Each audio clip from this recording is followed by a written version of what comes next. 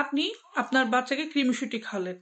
এই ক্রিম ওষুধ খাওয়ানোর পর বাচ্চাকে কোন মাল্টিভিটামিন সিরাপটি খাওয়াবেন, নাকি আরো অন্য কোনো ওষুধ খাওয়াতে হবে? আমরা কিন্তু এই প্রশ্নটির সম্মুখীন খুব বেশি হই যে ক্রিম ওষুধ খাওয়ানোর পর কোন ওষুধটি খাওয়াবো, বা অনেক ক্ষেত্রে মায়েরা আমাদের বলেন যে ম্যাডাম ক্রিম ওষুধ লেখানোর পর আরেকটি ভিটামিন সিরাপ লিখে দেন, আমরা বাচ্চা খাওয়াবো।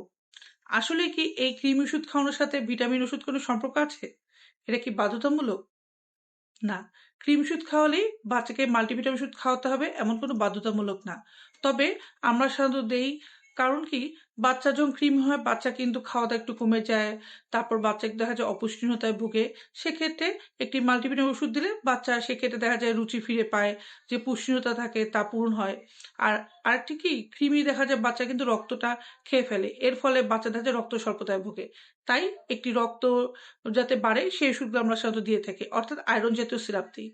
তবে তা অবশ্যই ডাক্তার দেখে ডাক্তারের পরামর্শ অনুযায়ী, যে আসলে বাচ্চার রক্ত স্বল্পতা আছে কিনা বা তার আসলে ভিটামিনের ঘাটতি আছে কিনা সে অনুযায়ী খাওয়াবেন।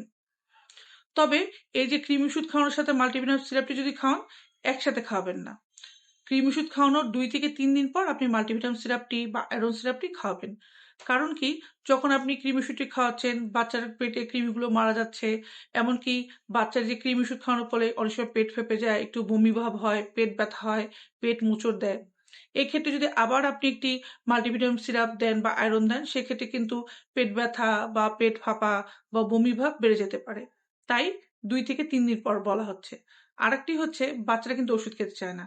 এখন আপনি একটি ক্রিম ওষুধ খাওয়ালেন, বাচ্চা এমনি খেতে চাচ্ছিল না, বাচ্চা অস্বস্তি বোধ করছে, এরপর যদি আবার আপনি একটি সিরাপ দেন, অর্থাৎ মাল্টিভিটামিন সিরাপ, তখন কিন্তু বাচ্চা দেখা যায় আর খেতেই চাবে না, মুখ চেপে বসে থাকবে।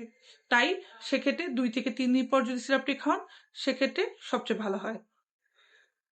তাহলে জানলেন যে আসলে সিরাপ খাওয়ানোর দরকার কিনা বা বাধ্যতামূলক কিনা। আপনি দিতে পারেন, তবে বাধ্যতামূলক না, তবে অবশ্যই ডাক্তারের পরামর্শ অনুযায়ী।